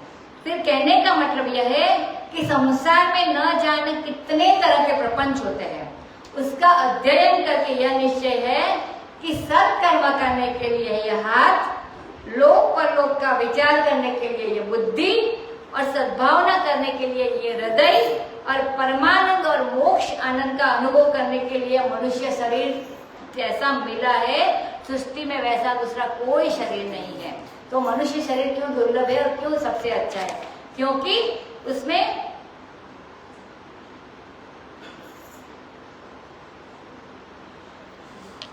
सत्कर्म करने के लिए हाथ, लोक परलोक का विचार करने के लिए बुद्धि, और सद्भावना करने के लिए हृदय, परमानंद और मोक्ष अनुभव करने, मोक्ष का आनंद अनुभव करने के लिए मनुष्य शरीर मिला है। तो कहते हैं कि चराचर जीव, चर और अचर जीव प्रार्थना करते हैं कि हम मनुष्य हो जाए, माने सारे लोग मनुष्य का अवतार चाहते हैं। इससे चाहो तो नरक पाओ, मतलब ये शरीर से चाहो तो नरक पाओ, चाहे तो स्वर्ग पाओ, मतलब अपने कर्मों से करना। मनुष्य जन्म तो भगवान देते कृपा से, तो इससे चाहो तो नरक पाओ, चाहे तो स्वर्ग पाओ, चाहे तो मोक्ष पाओ। यह सीढ़ी है, निसरणी है जाने की, और ऊपर चढ़ने के भी काम आवे और नीचे जाने के भी काम में आवे। तो इसमें ज्ञान, वैराग्य, भक्ति, ये सब इस शरीर से मिल सकता है, इससे किसी शरीर से नहीं मिल सकता है। सो ऐसा शरीर प्राप्त कर जो भगवान का भजन नहीं करते हैं, तो मैंने कहा था कि किसी की हिम्मत नहीं पड़ती कह दे कि पैसा मत कमाओ, मोह मत करो, ब्लैक की कमाई मत करो, ये सब कहने की किसी की हिम्मत नहीं है। और यदि कोई कह भी दे तो तुम मानोगे कहाँ? तो लेकिन यदि कह दे कि माला मत फेरो, भगवान का नाम मत लो, जप मत करो, ध्यान मत करो, योग मत करो, तो उसका असर तुरंत पड़ जाता है। तो हम अच्छा ठीक है, आप मना करते तो नहीं करेंगे। तो यह चित्त का मोह होता है। इससे समझना चाहिए कि आदमी का मन कहाँ गिरा हुआ है। तुम्हारे घर का कोई कहे कि सत्संग में नहीं जाना, अब मान जाओगे, और कोई कहे कि सिनेमा में मत जाना, तो सोचो आप क्या करोगे? छोटे बच्चे तो झगड़ा करके खाना नहीं खाएंगे लेकिन जाएंगे, बड़े भी ऐसा कर सकते हैं। तो ऐसा शरीर प्राप्त करके जो भगवान का भजन नहीं करते हैं और विषय में प्रेम करते हैं, वे मंद से मंदतर, माने सबसे मंद बुद्धि वाले हैं, निम्न से निम्न गति उसको प्राप्त हो जाती है। वह हाथ से पारसमणि को फेंक देते हैं। हमारा शरीर भगवान ने पारसमणि जैसा दिया है, वो पारसमणि को फेंक देते हैं और कांच के टुकड़े को उठा लेते हैं, माने छोटी चीज उठा लेते हैं, विषय रूपी। दरिद्र के समान जगत में कोई दुख नहीं है, दूसरा दुख है। वो शरीर बता दिया, मनुष्य शरीर। अब कहते कि दरिद्र सबके समान जगत में कोई दुख नहीं है। और दरिद्र कौन सा? ये मानस बताते हैं। दरिद्र माने मोह है। तो इसी प्रसंग के प्रारंभ में कहा है, मोह दरिद्र निकट नहीं आओ। जब भक्ति भगवान नहीं करते हैं तो मोह रूपी दरिद्र नहीं आता है। तो वह भी मोह माने मोह दरिद्र। तो अज्ञान से बढ़कर दुख संसार में कोई नहीं है, और संसार में जो आसक्ति है यह सभी भी दुख का ही कारण है। और संत मिलने के समान जगत में कोई सुख नहीं है। दुख सुख दोनों बता दिया। मनुष्य शरीर बताया दुर्लभ शरीर में, फिर दुखों को क्या बताया? दरिद्र के समान। तो दरिद्र क्या होता है? मोह रूपी दरिद्र, तो उसको दुख बताया। और सुख क्या बताया? कि संत मिलन के समान जगत में कोई सुख नहीं है। मन, वचन, शरीर से दूसरे का उपकार करना हे गरुड़, उसका सहज स्वभाव होता है। ये संत का स्वभाव होता है, दूसरों का दुख दूर करना और दूसरे पर हमेशा उपकार करना, ये सहज संत का स्वभाव है। संत हमेशा दूसरों के हित के लिए दुख भी सहते हैं। और असंत कैसे होते? असंत अभागी होते हैं और दूसरे को दुख देने के लिए, दूसरों को दुख देने के लिए खुद भी दुख सहते हैं, वैसे अभागी होते हैं। तो दूसरे को मतलब दूसरे के दुख में उसको आनंद मिलता है, इसके लिए खुद दुख सहन करके भी दूसरों को दुख देते हैं, इसको असंत बोलते हैं। अपने को दुखी करके भी दूसरे को दुख पहुंचाना, ये असंत का लक्षण है। अब कहते कि संत बूझ तरु माने भोज पत्र जिससे बनता है, एक पत्ता आता है, मैंने कहीं पे दिखाया था किसी को, जिसके ऊपर वो भोज पत्र लिखाई करते थे। तो भोज पत्र जिसका बनता है, इनके जो वृक्ष होते हैं, कहते गंगोत्री के पास, मैंने कनाडा में दिखा था, ये इसके वृक्ष होते हैं गंगोत्री के पास, भूज वन उसका नाम ही है। तो पेड़ की बड़ी बड़ी छाल निकलती है, और हम एक इतना बड़ा भोज पत्र ले आए थे, स्वामी जी कहते हैं, जिसका बस्तर बना ले, इतना बड़ा होता है, बिस्तर बनाए हुए। वह वृक्ष अपनी छाल काट कर भी दूसरे को बिस्तर देता है। तो वो वृक्ष, वो संत है वृक्ष, दूसरे को लंगोटी देते हैं, मतलब ऐसे जो वृक्ष के वस्त्र पहनते हैं, छाल बलकर जो पहनते, वो उसको लंगोटी भी देते हैं। दूसरे को मंत्र जंत्र बनाने के लिए पत्र देता है, जिसके ऊपर लिखते थे पहले, अभी तो कागज आए, तो पहले इसके ऊपर लिखते थे। तो दूसरे को मंत्र जंत्र बनाने के लिए पत्र देता है, सहस्त्र लिखे जाते थे इसके ऊपर। ऐसे ही कृपालु संत रहते हैं, जो वृक्ष बताया कि अपने दुख सहन करके, क्योंकि हमारे वृक्ष की छाल निकालने में उसको भी दर्द तो होता होगा, तो वो खुद दुखी होते हैं, जिसके उपकार के लिए उसको संत कहते हैं। और जैसे वो विशाल विपत्ति दूसरों के लिए सहता है, वैसे ही संत भी दूसरों के लिए विपत्ति सहता है। अब कहो कि जैसे संत वृक्ष के समान है, तो दुष्ट भी किसी वृक्ष के समान होंगे? बोले हाँ। सन नाम का एक पौधा होता है, सन नाम का भी एक पौधा होता है, खेती होती है सनाई की। पाट माने सन नहीं, पाट को तो पटुआ बोलते हैं, उसमें लंबे लंबे भूरे रेशे निकलते हैं। मतलब ये सन के समान खल दूसरे को बांधने की रस्सी बनाता है। जो सन का वृक्ष होता है उसमें से रस्सी बनती है, तो दूसरे का बांधने की रस्सी बनती है। खाल उसकी भी काटी जाती है और वह भी विपत्ति सहकर मरता है, लेकिन खल बिना स्वार्थ के दूसरे का अनभल करता है। माने रस्सी से बांधो, मैंने किसी का अच्छे तो नहीं किया, अनभल किया उसका। तो जैसे अहिमूषक युवा, मानिए सांप जैसे डंक मारता है, तो क्या उसको कुछ खाने पीने का मिलता है? कुछ नहीं मिलता। डंक तो दूसरों को नुकसान पहुंचाने के लिए मारता है। वैसे तो हम तो मानते को शायद वो अपना बचाव के लिए मारता है, लेकिन ये लिखा है इसके तरह से है कि जो सांप डंक मारता है तो उसको कुछ खाने पीने का तो मिलता नहीं है, तो वह खून पीता है, तो हमारा खून भी नहीं पीता है। बस दूसरे के अंदर ये जहर डाल देना, उतना ही इसका काम है सांप का। और चूहा तो दूसरों का कपड़ा काट देता है, तो क्या कपड़े से उसका पेट भरता है? नहीं भरता है। वह तो निरर्थक कोई काम बिना, कोई प्रयोजन के बिना दूसरों को हानि पहुंचाता है। दूसरे की संपत्ति का नाश करके ही वो स्वयं नष्ट हो जाते हैं। तो कहते हैं जैसे ओलों की वर्षा होती है, मतलब जो बर्फ की वर्षा होती है, जो जैसे वो वर्षा होती है ओलों की, वो शस्य माने खेती फसल, तो वो शस्य यानी गेहूं चने को भी नष्ट करके स्वयं धरती में मिल जाते हैं, उसका भी कोई फायदा नहीं होता उसका भी, लेकिन वो जो खेती होती है उसको नुकसान करके ही जाते हैं। तो दूसरे का नुकसान किया और स्वयं मिट्टी में मिल गए। तो यह दुष्ट का जन्म जगत के अनर्थ के लिए है। जैसे केतु ग्रह का उदय हो आकाश में कि अब कोई नुकसान नहीं होगा, तो ऐसा नहीं है। संत का उदय, जन्म, अभ्युदय, उन्नति, ये सारा हमेशा सुखकारी होता है, दूसरों के सुख के लिए होता है। जैसे चंद्रमा और सूर्यमा का उदय लोगों के लिए हितकारी है, ऐसे ही संत का हृदय चंद्रमा और सूर्य के समान उदय है। अब परम धर्म बताते हैं कि श्रुति विदित परम धर्म है दूसरे को कष्ट नहीं पहुंचाना, जानबूझकर किसी को भी तकलीफ न देना, दूसरे की निंदा करने से बढ़कर के दूसरा कोई पाप नहीं है। गरियान का गरिसा बना हुआ है, गरियान माने बड़ा, तो जो छोटे से बड़ी बात कर रहे थे, जब निंदा करते तो छोटी बात को बड़ी बना देते। जो भगवान की और गुरु की निंदा करता है वह मेढक हो जाता है, नादुर हो जाता है। टर तो बहुत करे, लेकिन ऐसी जिद का क्या होना और क्या ना होना कुछ तो करते नहीं है। जब मेढक का जन्म लेता होता, जीभ मिली है तो निंदा करने को नहीं मिली है, यह तो भगवत गुण का गान करने के लिए मिली है। जो ब्राह्मण का निंदक है वो बहुत नरक भोग भोगने के बाद कौवे का शरीर धारण करके संसार में पैदा होता है। फिर तो बस वो काम का करने को मिलता है, क्योंकि पहले तो बोलने की शक्ति जो मिली थी उसे तो निंदा करने में व्यर्थ कर डाली। असल में किसी की भी निंदा हो वो ब्रह्म की ही निंदा है, क्योंकि सब ब्रह्म ही है। तो किसी की भी निंदा है हमारी, वो ब्रह्म की निंदा है, क्योंकि ब्रह्म अतिरिक्त दूसरी कोई वस्तु है ही नहीं।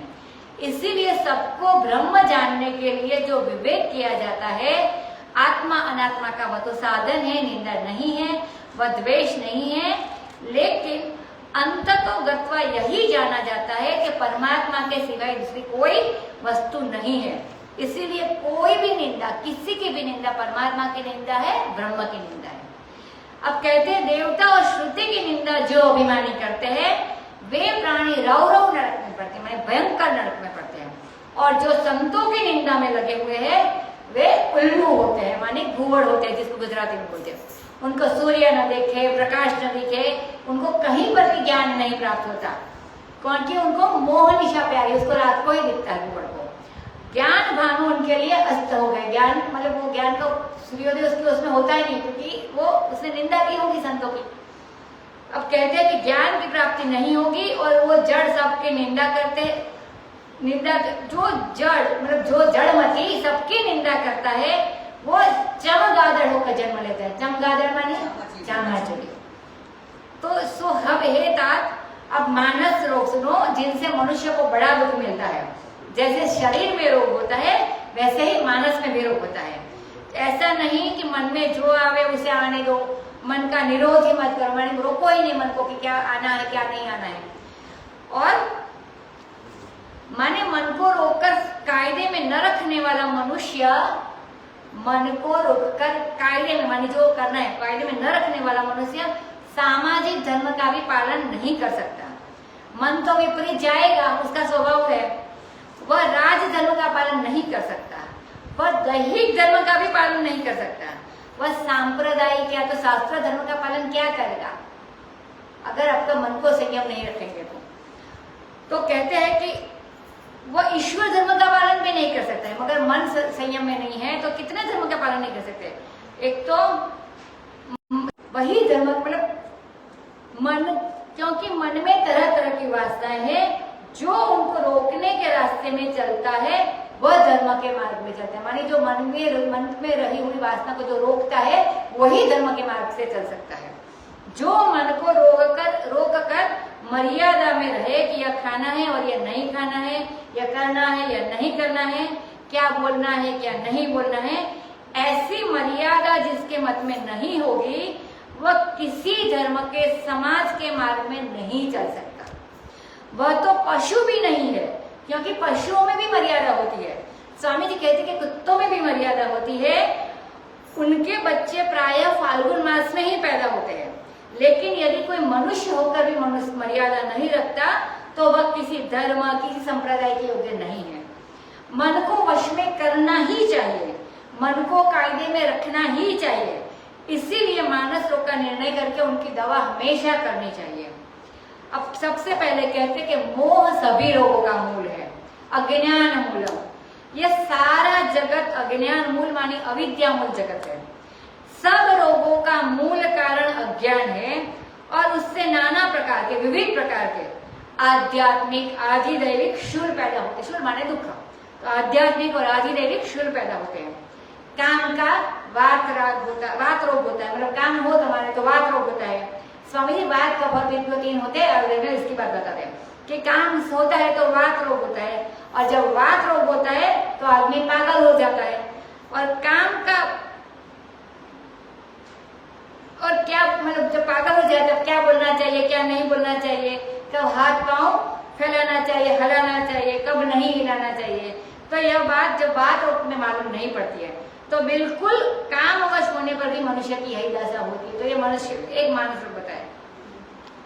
अब कफ की बात बताई, काम को वात रोग बताया, अभी कफ को लोभ बताया, और क्रोध क्या है पित्त है।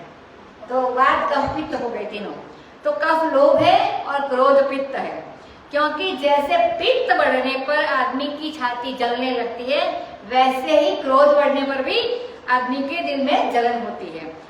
और कहते हैं कि जब तीनों भाई आ जाए माने वात चित्त और कफ माने काम क्रोध और लोभ, तब दुखदायी सन्निपात की उत्पत्ति हो जाती है, माने ऐसा पागल हो जाता है मनुष्य, इम्बैलेंस होता है तीनों का। तो यहाँ इम्बैलेंस की बात है, निर्मूलन की बात है। अब कहते हैं विषय प्राप्ति करने के लिए जो नाना कठिन मनोरथ है, मन की इच्छा है, ये सारे शूल है, सारे दुख है। इसका नाम कौन नहीं जानता है।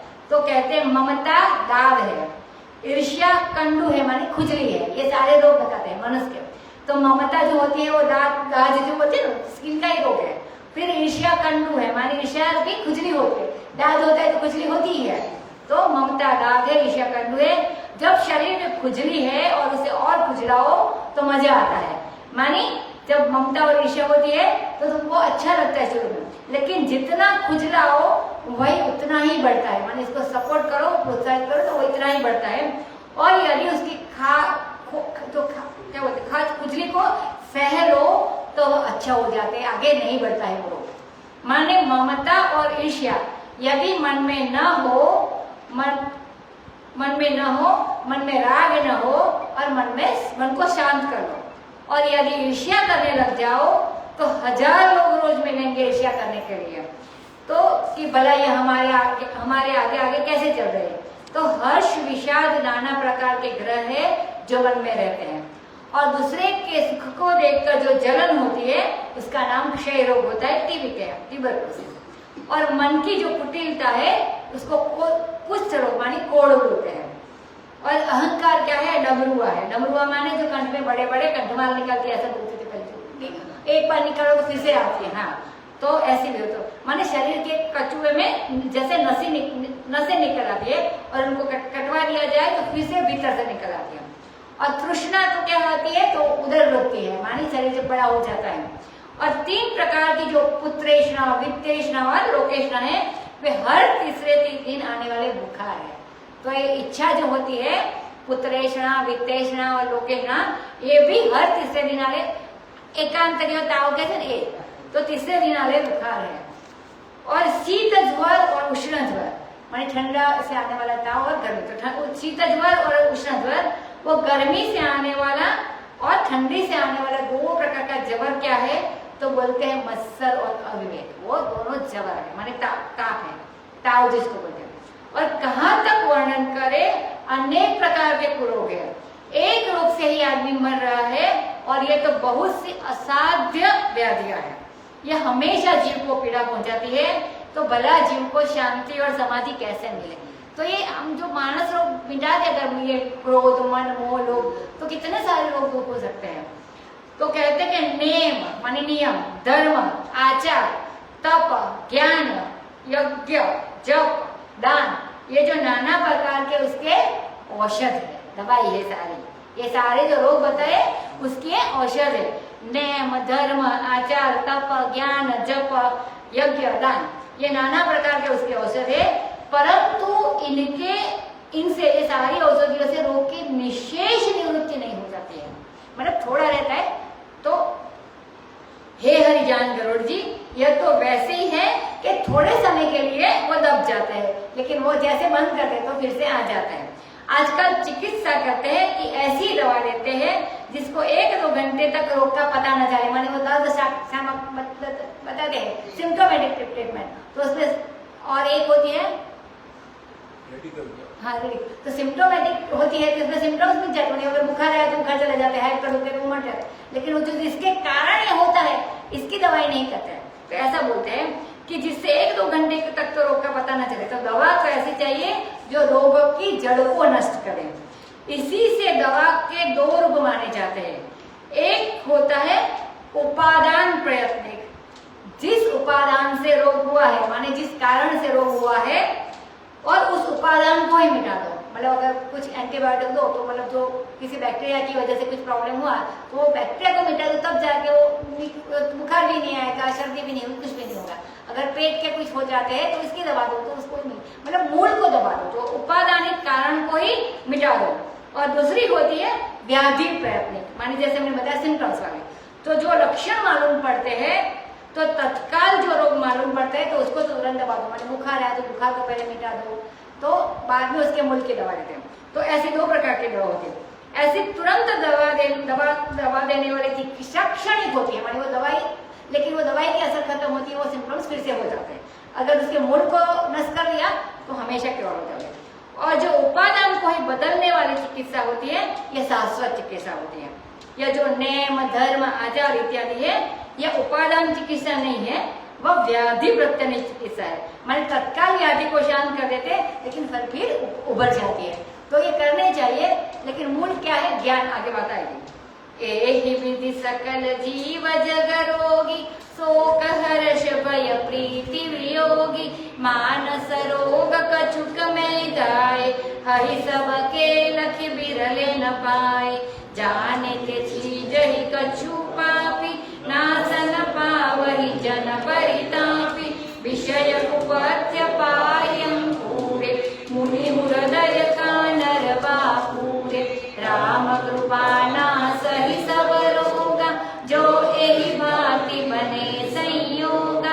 सद्गुर वेद वचन विश्वासा, संयम यहन विषय कयासा।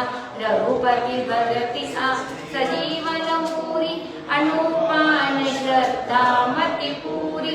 एहि विधि बलहि सो रोग न साहि, नाहित जतन कोटि नहीं जाहि।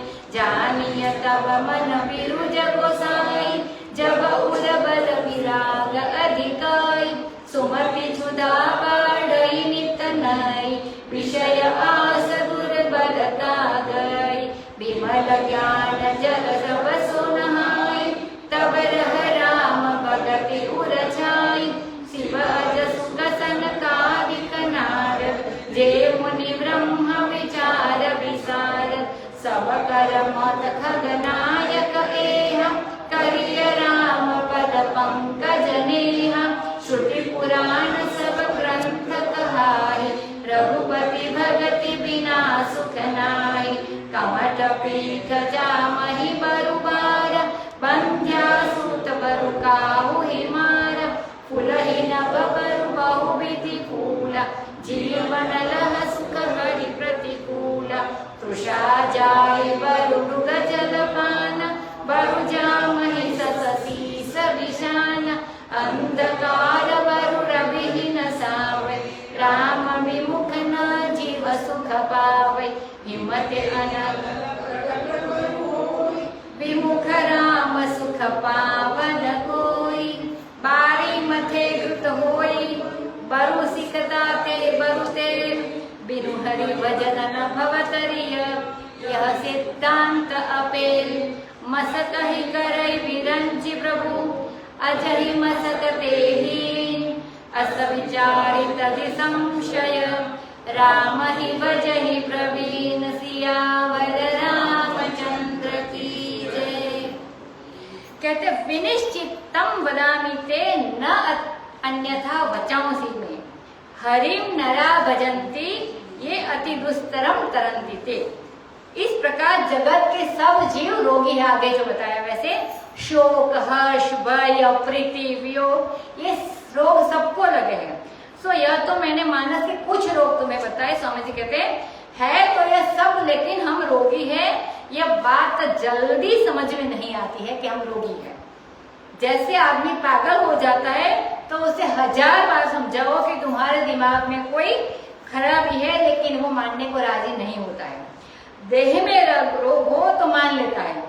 देह में कालिख लग जाए, मैंने कुछ काला लग जाए तो तुरंत जाकर साबुन से साफ कर लेते हैं। लेकिन मन में कितना भी बड़ा रोग आ जाए, जल रहे हैं, व्याकुल हो रहे हैं, लेकिन कहते हैं किसी को क्या पता, वह तो हमारे मन के भीतर है, माने किसी को पता नहीं चलेगा, तो उसकी दवा ही नहीं करते हैं। मानो ये दिखाने के लिए शरीर की दवा करते हैं, अपने लिए करते ही न हो ऐसा। मतलब शरीर का होता है तो कर लेते हैं, लेकिन मन के इतने सारे होते हैं तो कुछ कर नहीं करता है। आत्मनिरीक्षण की दृष्टि बिल्कुल नष्ट हो गई है। सो विरले लोगों को इस बात का पता चलता है, जो विरल लोग होते हैं उसको इस बात का पता चलता है। यदि पहचान लिया जाए कि हमारे अंदर क्या रोग है, तो यह पाप जानने से भी कुछ कम होते हैं। आदमी अपनी गलती को पहचाने, उसके लिए भी मैंने स्वामी जी कहते कई दिन इंतजार किया है, लेकिन अपनी गलती आदमी नहीं सोचता है, हमेशा दूसरे की ही गलती हमेशा सोचता है। यदि घर में चोर आए तो कोई खटका कर दो, माने थोड़ा आवाज कर दो, थोड़ा खांस दो तो वो भाग जाएगा। तो जानने से भी ये रोग कम होते हैं, मानी पता चलता है कोई आया तो हम थोड़ा जानने से भी ये रोग कम होते हैं। या दूसरे को बहुत दुख देने वाले जन परितापी है, इसीलिए नष्ट तो नहीं होते हैं। विषय कुपथ्यों को पाकर ये अंकुरित होते हैं, क्योंकि वो जो रोग होता है इसलिए सपोर्ट करते हैं, विषय देते हैं। तो विषय कुपथ्यों को पाकर, कुपथ्य है मानी विषय, जो विषय के लिए प्रॉब्लम है उसको नहीं लेना चाहिए वो विषय को, लेकिन वो विषय कुपथ्य है मानी परहेजी चीज को बोलते हैं, लेकिन वो विषय कुपथ्य को पाकर ये अंकुरित होते हैं, मानी ज्यादा बढ़ते हैं। तो यह मुनि के हृदय में भी उगाते हैं, तो साधारण मनुष्यों की तो बात ही क्या। अब राम की कृपा से ये रोग नष्ट हो जाते हैं। राम कृपा कब होती है? जब इस प्रकार का संयोग बने तब। अब राम कृपा है तो सबके ऊपर, लेकिन ऐसा संयोग बन जाए तब यह प्रकट होती है। अब दवा की रीति बोलते हैं कि शरीर का रोगी वैद्य के वचन पर विश्वास चलता है। इसी प्रकार जो सद्गुरु रूपी वैद्य है उसके वचन पर विश्वास करना और संयम यह रखना कि विषय की आशा बिल्कुल नहीं रखना। रघुपति भक्ति रूप जो संजीवनी बुट्टी है, मुरी माने जड़ बूटी कहते हैं इसको, तो भक्ति रूप जो संजीवनी जड़ी बुट्टी है, उस संजीवनी जड़ी का सेवन करना मानी राम जी की भक्ति का सेवन करना। किस चीज के साथ? अनुपान भी चाहिए। मानी होता है कि किसी के साथ लेना है इसको, तो बोले श्रद्धा के साथ। कोई दवा होता है कि दूध के साथ लो, घी के साथ लो, मध के साथ लो, तो ऐसे अनुपान भी चाहिए। तो कहते हैं कि श्रद्धा के साथ भक्ति तो करो, लेकिन श्रद्धा के साथ अतिशय सुंदर श्रद्धा रूपी अनुपान है। माने श्रद्धा मिलाकर भक्ति रूप संजीवनी बुट्टी का सेवन करो। इसी प्रकार ये 4 बात अच्छा होने के लिए स्वामी जी ने बताई। इसी प्रकार ये रोग भले नष्ट हो जाए, नहीं तो कोटि प्रयत्न करने पर भी ये मिटने वाले नहीं है। हे गोसाई, हे गरुड़ जी, तब समझना चाहिए कि मन में कोई रोग नहीं है जब मन में वैराग्य का बल हो, जब मन में इस बात का बल हो कि हमें ऐसा मिले वैसा मिले, तब समझना कि हमारा मन रोगी है। मानी हम अपनी इच्छा से कुछ चाहे तो हम रोगी है, मतलब जो हमारे लिए अच्छा होगा वो भगवान देगा, वो भावना है तो हम कभी रोगी नहीं है। तो बिना निस्पृहता के, बिना वैराग्य के आत्मबल की पुष्टि नहीं होती है। अब दूसरा लक्षण बताते हैं। जब आदमी निरोग होता है तब उसकी भूख बढ़ती है, नित्य नई सुमति जागे, मानी बुद्धि होती है, तो प्रतिभाशाली मनुष्य हो जाए तब स्वस्थ होता है उसका मन। रोगी होते तो स्नान भी नहीं करते कई बार। निरोग होने का लक्षण है तब विमल ज्ञान के गंगा जल में कूद करके स्नान करता है, तो बोले भाई हम निरोग हैं। तब हृदय में राम भक्ति छा जाती है। और ये जितने भी शंकर ब्रह्मा शुक मानी इंद्र, जितने भी शंकर ब्रह्मा शुक सनकादि नारद विशारद मुनि हैं, सबका यही मत है कि हे खगनायक, राम पद पंकज में नेह करो सियावर रामचंद्र की जय। अपना स्नेह और कहीं नहीं जोड़ना है।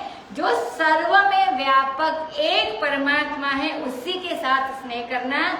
इधर उधर छिटपुट माने छोटी मोटी जगह में इसको मत जोड़ देना, यह इसका अर्थ है। हम लोग बचपन में स्वामी जी कहते हैं इस चौपाई का इस तरह अर्थ करते थे, सुमति छूत नहीं। और एकाद आपको भी सुनाते हैं कोई चौपाई का समय, तो ये चौपाई ये है कि सब कर मत खगनायक है, मानी सबका मत ख है माने शून्य है और यह मत एक है, यह मत अंक है। तो स्वामी जी कहते हैं कि सब कर मत खगन एक कहा, तो सबका मत चिड़िया है और यह एक मत चिड़िया नहीं है। स्वामी जी मजाक की बात कर रहे हैं, और मानी एक अर्थ का अलग अलग होता है एक पाई का। कहते हैं कि सब कर मत खगनायक है, सब मत करो एक यही करो। तो पूरब के लोग करिया राम को करिया राम कहते हैं, माने गोरे राम परशुराम बलराम से मत करना, लेकिन काले राम से प्रेम करना जो पूरा बलित होते हो।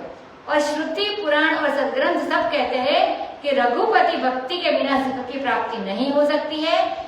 भले कछुए की पीठ पर बाल जम जाए, असंभव की बात करें, भले कछुआ की पीठ पर बाल जम जाए, ढाल के काम आती है कछुआ की पीठ, उस पर लाठी इत्यादि प्रहार से चोट नहीं लगती है, इतनी कठोर होती है, तो इस पर बाल बिल्कुल नहीं उगते। माने कहते फिर भी ये इसके और बाल उग जाए। कहते हैं कि वंध्या का बेटा होता ही नहीं, और माने तो बोलते कि भले ही उसके ऊपर बाल जम जाए और भले ही वंध्या का बेटा किसी को मार दे, माने जो असंभव बात बता रहे, क्योंकि वंध्या का तो बेटा होता ही नहीं है, तो वह किसी से कहां से मारेगा। और भले ही आकाश में बहुत प्रकार के फूल खिलने लगते, जो होता नहीं है। क्या तो आकाश कुसुम, तो जैसे आकाश में बहुत फूल लग जाए, लेकिन जो समष्टि का ये इतना जो असंभव भी संभव हो जाए, लेकिन जो समष्टि का अंतर्यामी संचालक आधार प्रकाशक यह सर्वेश्वर है। जैसे इस हृदय में जीवात्मा, वैसे सारे विश्व प्रपंच में परमात्मा। जिसे इस हृदय में जीवात्मा, वैसे सारे प्रपंच में परमात्मा, जो पहले बता दी। ईश्वर उससे उल्टा होकर यदि कोई चाहे कि हम सारे सुख पाले तो उसको सुख कभी नहीं मिलता है। भृगु तृष्णा का जल पीने से भले ही किसी की प्यास बुझ जाए, लेकिन पानी ही नहीं होता तो प्यास कहाँ बुझेगी।